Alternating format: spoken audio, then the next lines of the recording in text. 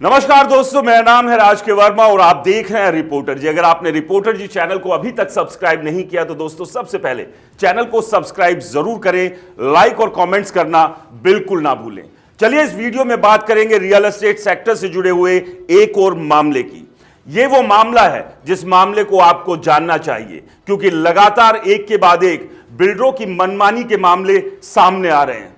किस तरह से ये बिल्डर अपने ग्राहक यानी कि खरीदार को धोखा देते हैं, गुमराह करते हैं। जब अपना माल बेचना हो तो ढेरों लुभावने वादे देते हैं, बताते हैं कि उन्हें आलीशान बिल्डिंग में एक चमचमाती यूनिट मिलेगी जहां पर तमाम तरह की सुविधाएं होंगी, और वादा यह भी करते हैं कि तय समय पर उन्हें वो यूनिट डिलीवर भी कर देते हैं। लेकिन क्या सच में ऐसा हो रहा है? क्या सच में बिल्डर जो वादा करते हैं वो पूरा कर रहे हैं? यहां पर हम तमाम बिल्डरों पर सवाल नहीं उठा रहे हैं, लेकिन उन बिल्डरों पर सवाल उठना लाजमी है जो अपना वादा तोड़ने में सबसे आगे हैं। इसी फहरिस्त में एक बार फिर बात करेंगे वाटिका बिल्डर की। वाटिका बिल्डर के खिलाफ एक और मामला सामने आया है और इस मामले में सुनवाई करते हुए हरेरा गुरुग्राम ने वाटिका बिल्डर पर बड़ी कार्रवाई की है। पूरा क्या मामला है दोस्तों, ये जानने के लिए वीडियो को अंत तक जरूर देखें, क्योंकि ये बिल्डर किस तरह से आपको और हमें गुमराह कर आपकी और हमारी मेहनत की कमाई को अपनी तिजोरियों में भर लेते हैं, और जब बात आती है यूनिट डिलीवर करने की फिर ये हजारों बहाने बनाते हैं और कानूनी दाव पेच में फंसाने का डर दिखाते हैं। और उस सब के बाद भी दर दर ठोकर खाता हुआ खरीदार ये कहता है कि मेरी मेहनत की कमाई ही कम से कम मुझे वापस दे दो, तो उसकी यूनिट तक कैंसिल कर उसकी कमाई को हड़पने की साजिश भी रच देते हैं। चलिए बताते हैं ये पूरा मामला क्या है। दरअसल ये मामला रेवाड़ी के रहने वाली बिंदु अरोड़ा और महेश कुमार से जुड़ा हुआ है। इन्होंने वाटिका नेक्स्ट 2 में, जो कि गुरुग्राम के सेक्टर 82A में है, वहां पर एक यूनिट बुक की थी जिसकी कीमत करोड़ों में थी, और इसके लिए बकायदा शुरुआती भुगतान भी इनके द्वारा किया गया। लेकिन एक के बाद एक कई बार लोन के लिए जरूरी डॉक्यूमेंट्स ये वाटिका बिल्डर से मांगते रहे, लेकिन बिल्डर एक बार भी ये डॉक्यूमेंट्स बैंक को मुहैया नहीं करा पाया, और इसके बाद बैंक ने लोन देने से मना कर दिया। इतना ही नहीं, बिल्डर के पास कोई सैंक्शन प्लान भी नहीं था, क्योंकि प्रोजेक्ट से गैस की पाइपलाइन गुजर रही थी। बिल्डर ने कई तरह की मजबूरियां अपनी बताने और जताने की कोशिश की कि प्रोजेक्ट से पाइप की गैस लाइन जा रही थी। इसके अलावा हुड्डा ने जो एक्सटर्नल रोड बनाने थे वो नहीं बनाए थे, और भी कई इस तरह की दलीलें हरेरा गुरुग्राम के सामने रखी। लेकिन इन तमाम दलीलों को हरेरा गुरुग्राम ने सिरे से खारिज कर दिया।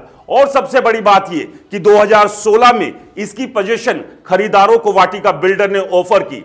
खरीदारों का आरोप है तब तक प्रोजेक्ट पूरा भी नहीं हुआ था, यानी कि अधूरे प्रोजेक्ट की पोजीशन खरीदारों को ऑफर की गई, और इसके बाद साल 2022 में एक तरफा जाकर जो बिल्डर बायर एग्रीमेंट था उसे रद्द करते हुए यूनिट को बिल्डर ने कैंसिल कर दिया, और जो पैसा इन लोगों ने इस बिल्डर को दिया था उसे देने से भी इनकार कर दिया। आखिरकार परेशान हताश खरीदारों ने हरेरा गुरुग्राम का रुख किया, और हरेरा गुरुग्राम में पूरी सुनवाई हुई, और इस सुनवाई के बाद हरेरा गुरुग्राम ने करीब इनके द्वारा 32 लाख रुपए की जो पेमेंट की गई थी उसे वापस ब्याज समेत देने के आदेश जारी किए हैं।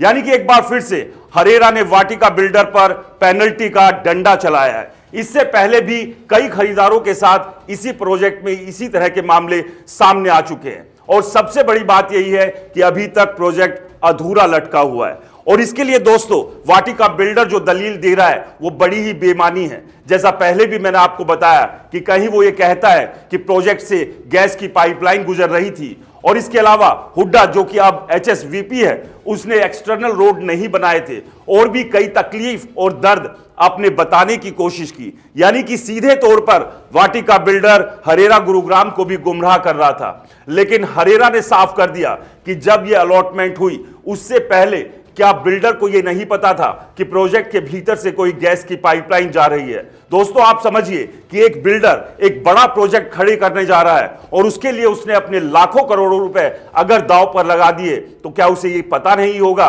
कि वहां से कोई गैस की पाइपलाइन जा रही है? यानी कि मंशा साफ है कि किसी भी तरह से जो खरीदार है ना केवल उसके भरोसे को तोड़ा जाए, बल्कि उसके पैसे को गलत तरीके से ऐंठ भी लिया जाए। रिपोर्टर जी लगातार रियल एस्टेट सेक्टर से जुड़े हुए इस तरह की धांधली के मामलों को आपके सामने लेकर आ रहा है। आपकी भी अगर रियल एस्टेट सेक्टर से जुड़ी कोई शिकायत है या फिर सुझाव है तो आप हमें नीचे दिए गए मेल आईडी पर मेल कर हमें भेज सकते हैं। फिलहाल के लिए इस रिपोर्ट में इतना ही। नमस्कार।